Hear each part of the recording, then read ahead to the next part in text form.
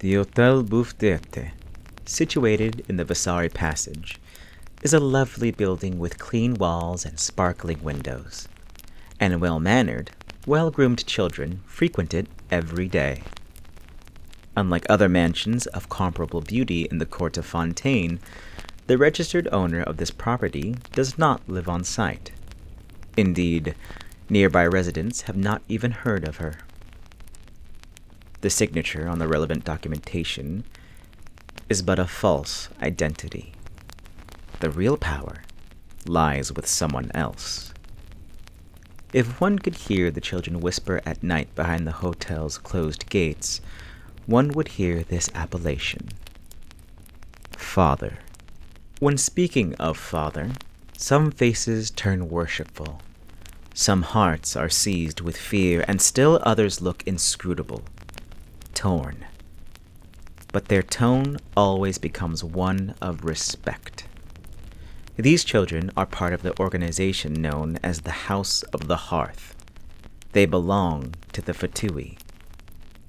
This place is home to orphans the world over, and the luxurious hotel is but one of the house's faces. As for this Father, the master of the house, she is none other than the knave, Arlecchino, presently fourth of the Fatui harbingers. The Fatui and this harbinger enjoy a mixed reputation. But to most of these children, Father is the most important figure in their lives. It is only because Father is here that this place is truly like a home. Almost all who have had dealings with the knave have felt the unseen, oppressive weight that emanates from her. She commands any conversation with ease, and few can keep the secrets of their heart from showing on their faces when confronted with those unique eyes. Ever ruthless, she will settle affairs while talking and laughing, even being so considerate as to do those who come after a favor by rendering the area spotless, so as not to traumatize them. But none of that is what makes her most dangerous. The unknown has, after all, ever been the source of all dread. Even the children who interact with her on a day-to-day basis cannot claim to understand her. Not her hobbies, her dislikes, or the things on her mind when she gazes out to sea. Each August, they rack their brains thinking of birthday presents for her. And yet her reactions to each gift are virtually the same. This continued until last year, when Fremine was given a nasty shock by a lizard that leaped down from the ceiling. The little invader was caught by Lynette's sharp eyes and quick fingers, and then imprisoned on top of the table by a bowl she swiftly seized.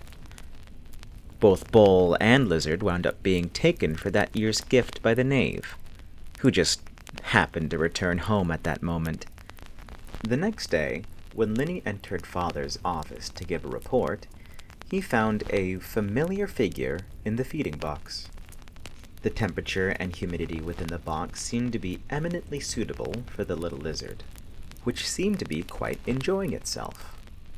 Father seemed to have experience in rearing reptiles. As the knave raised her teacup, Linny immediately shifted his gaze away from the lizard, but he quietly noted this incident to himself. The children seize every opportunity they can to get closer to their father, after all. Thus, Linny, Lynette, and Fremine began looking up all sorts of knowledge regarding raising lizards, hoping to have something to discuss with Father when next they saw her. But just a few days later, when he next set foot in her office, the box was already empty. Father, what happened to that lizard? It attempted to open the box lid a few times, so I gave back its freedom. Our acquaintance was brief indeed, but that was the choice life made. The knave's voice was completely calm, Looking at the confused Delaney, she then directed a casual finger at a bird that was poking about at the windowsill. Ah, yes, not long after it left, the lizard became this one's lunch. Now it seems to want me to serve it seconds. Go chase it away. Vanity is but human, and adolescent children gradually gain awareness of beauty and homeliness. They begin to surreptitious don accessories and trim their split hairs with scissors. Rebellious little tendencies such as these are of no concern to Father, nor will she interfere. But should a child reveal their position during a night operation on account of a necklace she would not lay aside, now this would require a father's instruction. Thus did Arlecchino enter that girl's room, a lovely handbag in hand. The necklace had already been taken off and placed on the table, and the girl stood trembling next to it. She knew her error. Arlecchino scooped up the necklace and gazed upon it before walking over and looping it back around the girl's unblemished neck. She then lifted the flowing gold locks around the child's ears. Oh, you pierced them yourself. And so Father once more retrieved velvet ribbon and jeweled earrings from that bag, tying the girl's hair with the former and affixing the latter to her ears. Then, taking her by the shoulders, she guided the girl before the mirror. The young lady reflected within was a gem-encrusted noble rose, her beauty shining through the unease that blazed across her features. It is normal to be vain at your age, but do not let these beautiful trinkets arouse your vanity and dull your intellect.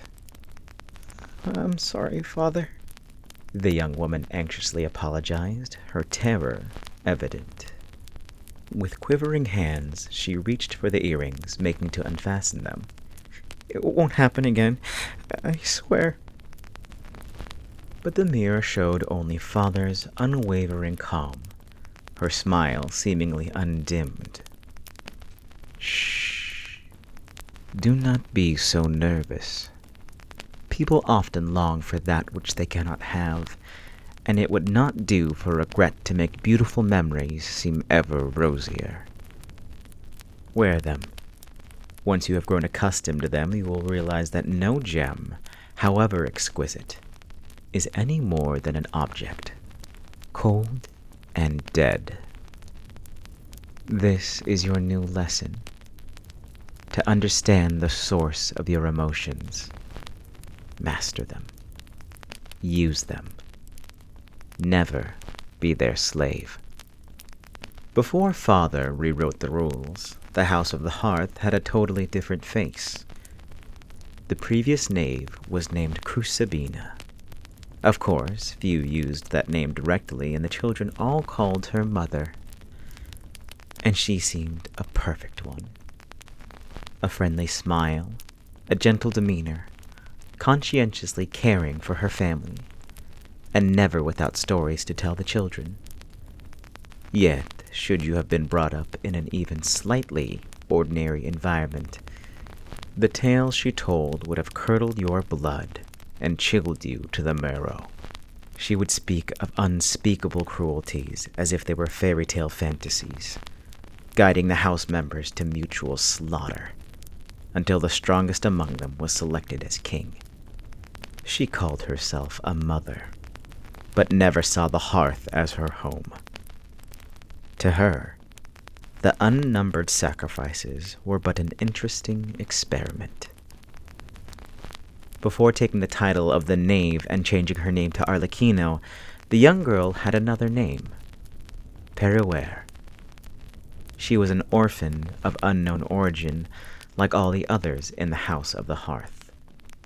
A child of their mother. Many knew that Mother favored her especially, indeed caring far more for Perouer than even her own biological daughter, Clairvy. As such, even to the last, few understood why Perouer repaid this kindness with a magnificent assassination. Crucibina's insane experimentation took place far from prying eyes, so naturally, almost none knew of them. Perouer was thus tarred as having committed matricide, her madness known to all. Even after the dust had settled, she who had once been Perouer and was now Arlecchino did not offer any explanation. She indulged the spread of these rumors and indeed added fuel to the fire from the shadows.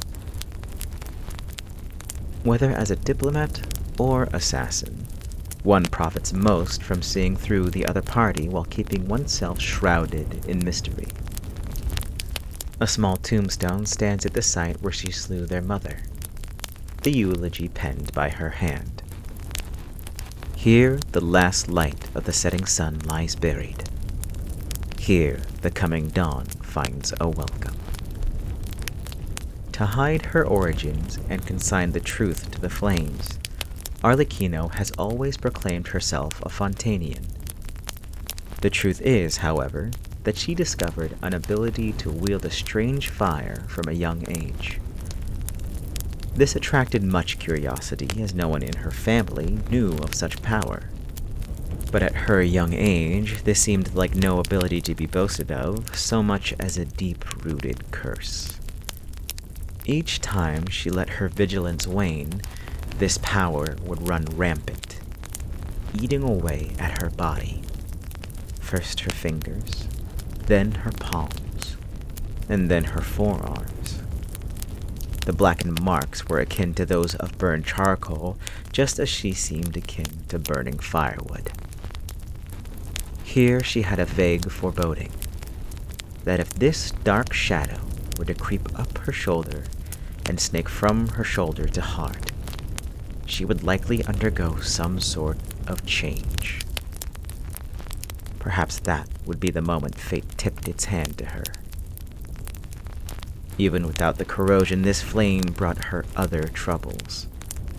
Those rendered ash by these fires would leave after images. At times, they were fragments of memory, and at others, they donned the aspect of dazzling colors. As those who fell at her hand increased, Arlecchino began to hear various voices. Screams, wails, and hurled recriminations would wake her from dreams. And she soon grew used to this. She had few dreams worth remembering fondly in any case, filled as most were with crimson moon and barren wilds. In cases few and far between, these after-images would complete enough to take on the form of a conscious individual. Of course, these were hardly as special as Clairvy's shadow, but they would still appear by Arlecchino's side, driving the clamor away and buying her a moment's respite. Like children at play, they would gather for a time and then drift away as they pleased.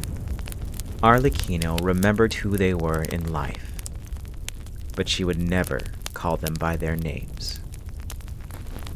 After meeting the Tsaritsa, being bestowed with a delusion, and inheriting the name Arlecchino, the young knave was also granted an individual audience with her superior. Director Pierrot's expression lay hidden behind his half-mask. I know you still harbor dissatisfaction and doubt. As such, I will answer 5 of your questions concerning the world, or concerning yourself. You need not ask for guarantees from me. Ask about our programs and principles, or about Her Majesty's ideals.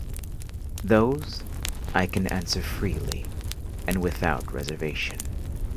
Arlecchino did not wholly trust the jester's open honesty. Then let me also state that I reject any deliberate mystifications or obfuscations, as well as word games and lies. Most prudent. In that case, allow me to answer the first question weighing on you. Why did we choose you? And why did you accept The naive will die for their ideals, but we are willing to endure even the meanest existence to accomplish our goals. Question 3. What do my constant dreams of a crimson moon and my powers mean? I once served the final dynasty of an ancient underground kingdom. Its dynastic name was Eclipse, and before them came the Crimson Moon.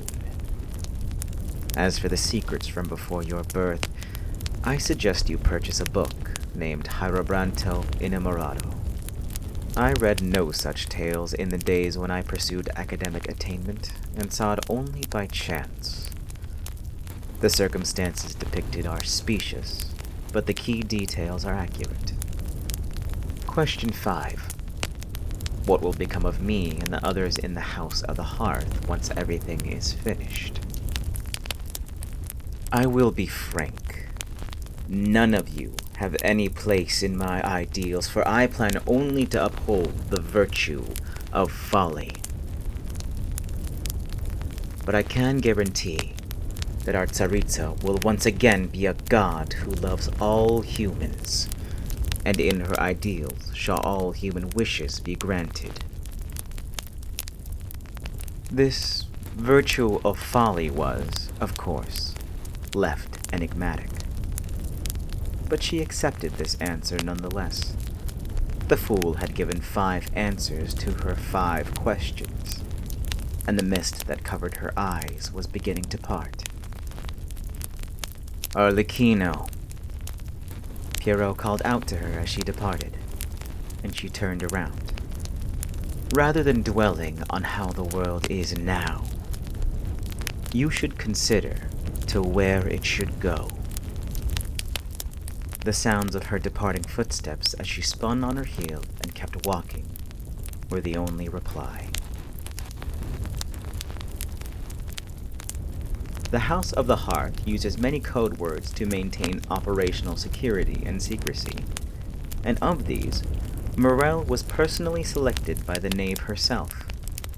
Morel takes its meaning from a popular Fontanian children's game. Boxes sequentially marked with numbers are drawn out on the ground, a sandbag is thrown into one of the boxes, and the player will jump from box to box in a specific order. No one knows when this game began to spread, nor who created the rules, but all young children of the Hearth have experienced being taken by older children to play the game. Light-footed leaps, boisterous laughter. The memories married to Morel were always wonderful, like the kiss of a radiant sunshine. As such, at first the children were perplexed when their father was torn between assigning "at ease" or "danger" to that code word. Little did they know that in the house that came before, Morel was no game. In those days, each and every child would leap into the boxes one by one under the vigilant eyes of the adults. Stepping out of the lines or breaking the rhythm was not allowed. There was never a need to ask the punishment for making a bad jump, for the area outside of the boxes was lined with upturned blades. Those who lost their balance, whose stamina failed, or simply made an error out of fear. So many fell beyond the bounds, and the dark red soil mourned that painful past. None would have associated it with being at ease. Indeed, few could speak of it without blanching. Yet, after her hesitation, Arlecchino chose "at ease" as the code word's meaning that day. Morel was by then no longer associated with danger. Now all that came to mind when this game was mentioned were smiling faces. In which case, she thought, let those unhappy memories dwell in her heart alone. Let the blood and dust be wiped away. For should children not see a broader future? Arlecchino has many sources of power.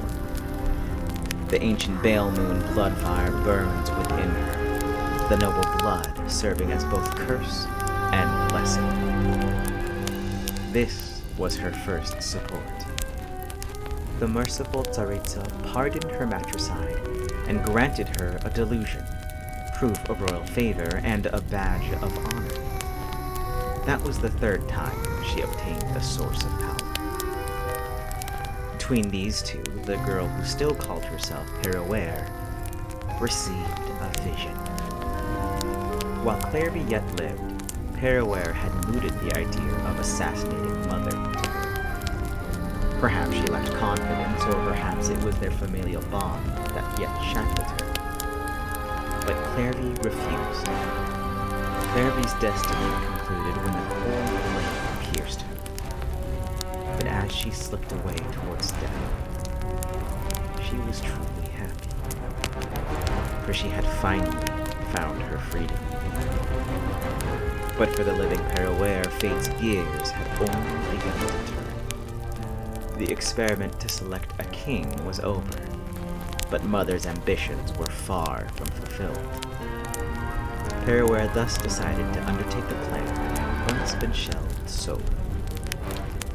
From that day on, she silently calculated the gap between herself and Mother. Her martial skills were the fruit of her mother's tutelage, and the strength flowing through her bloodline was laid bare before Mother.